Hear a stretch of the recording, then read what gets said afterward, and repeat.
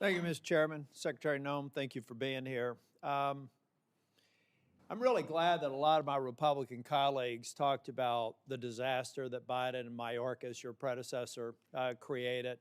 It was absurd. You heard the things from Senator Brett, people that came over here who themselves were traumatized by the very people who then come to this country and traumatize American citizens. You heard Senator Schmidt saying the same thing. A lot of us are very frustrated with the disaster that President Biden left behind and a failed DHS.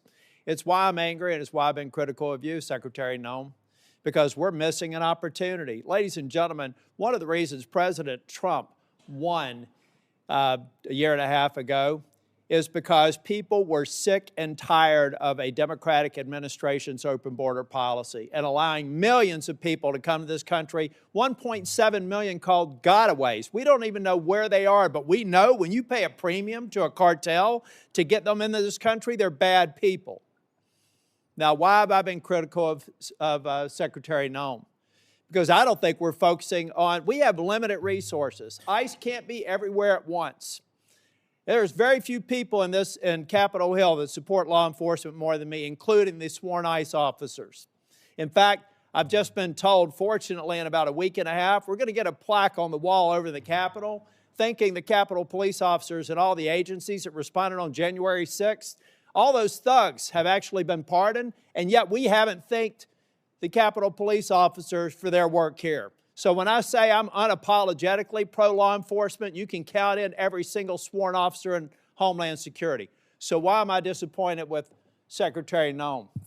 Because we're not going after enough people who did this damage at the expense of running numbers that Stephen Miller wants out of the White House.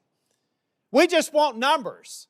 We want 1,000 a day, 6,000 a day, 9,000 a day because numbers matter, right? No, they don't matter. Quality matters, not quantity. Quality. And what we've seen is a disaster. Under your leadership, Ms. Noem, a disaster. What we've seen is innocent people getting detained that turn out are American citizens. I could talk about the culture that's been created here with Stephen Miller aiding and abetting.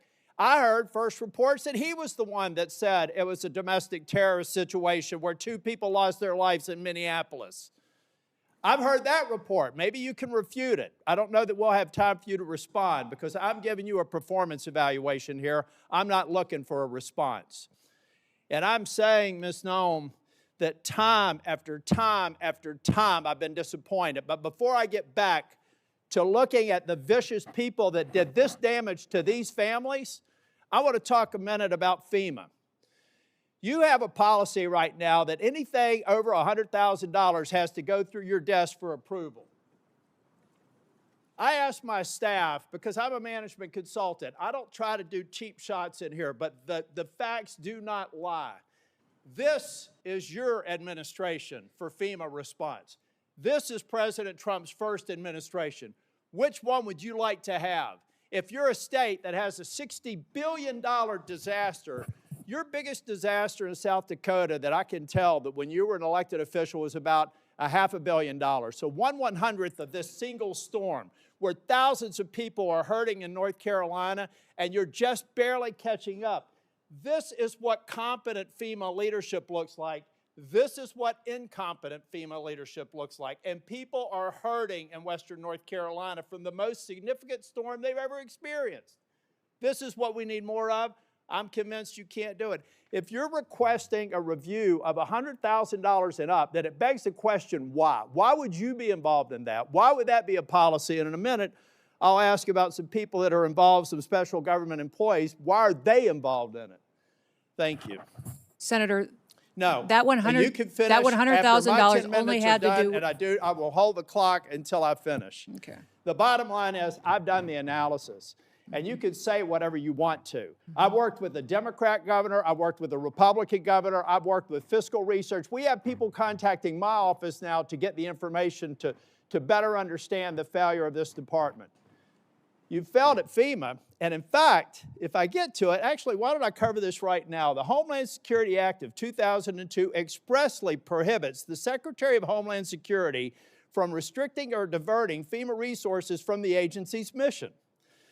Based on your disaster response, the chart that I just showed you, I have reason to believe that you're violating the law, either knowingly or unknowingly.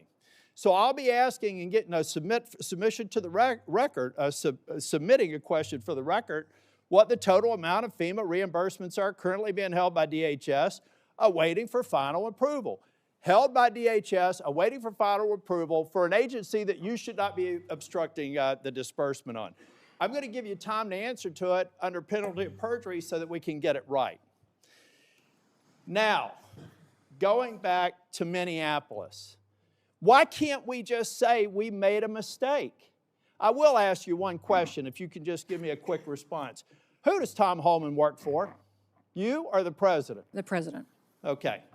Why is that? Because I believe the president recognized that you weren't getting it done in Minneapolis, and you're putting us further away from pointing to this. We're beginning to get the American people to think that deporting people is wrong. It's the exact opposite. The way you're going about deporting them is wrong. The fact that you can't admit to a mistake, which looks like under investigation, is going to prove that Ms. Good and Mr. Petty probably should not have been shot in the face and in the back. Law enforcement needs to learn from that. You don't protect them by not looking after the facts. Not only should the FBI be investigating it, but every single law enforcement agency in that jurisdiction should be invited to it, so our law enforcement officers do not have this pall cast upon them. One of the reasons why ICE officers are having threats, and damn the people that threaten ICE officers, because so many of them are doing a good job, is because you've cast a pall on them by acting like we should investigate things differently. Officer-involved shootings have a formula that we should go through every time. And we're not going through that formula. As a matter of fact, in Ms. Good's case, I think that they were even saying that maybe there wasn't even a need to do it in the DOJ. I hope that that's changed. But I'm telling you, it was a civil rights review. I saw your frown. You can correct me if I'm wrong. But originally, Blanche said there wouldn't be an investigation. Folks, law enforcement, we've got to have their back. We've got to make it clear when they make a mistake, then they get corrected for it. But you don't walk away from it, and you've done it too many times. Now, Secretary, I read your book last week. And honestly, some of the parts of it impressed me, but some of it distresses me. And I'll give you a good example of one that does. The passage where you talk about killing a dog that was 14 months old. I train dogs, all right? And you are a farmer. You should know better. You should know that if you're going out to a hunting lodge and you're putting pheasants out and you're putting dogs out, you don't take a puppy out there. A 14-month-old dog is basically a teenager in dog years. You decided to kill that dog because you had not invested the appropriate time in training, and then you have the audacity to go into a book and say it's a leadership lesson about tough choices. It's in your book. We could play it if we had time. At that same lunch hour, you killed a goat. And you killed the goat because you said it was behaving badly. You are a farmer. You don't castrate a goat. They behave badly. You should have probably done that before. But my point is, those are bad decisions made in the heat of the moment, not unlike what happened up in Minneapolis.